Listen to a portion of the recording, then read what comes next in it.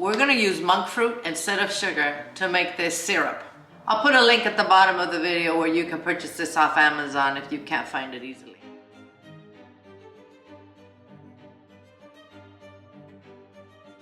And I'm going to add a 6 ounce or 170 gram packet of washed raspberries.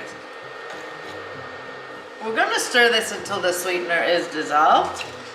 All right, now that this started boiling, I'm gonna reduce the heat and I'm gonna let it simmer for about 20 minutes. All right, this is done.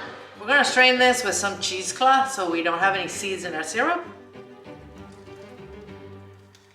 Go ahead and press the fruit.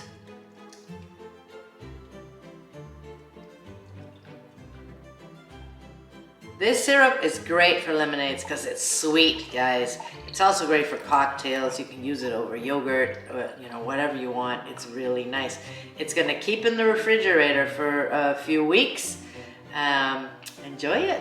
Thanks for watching. I'm gonna see you soon.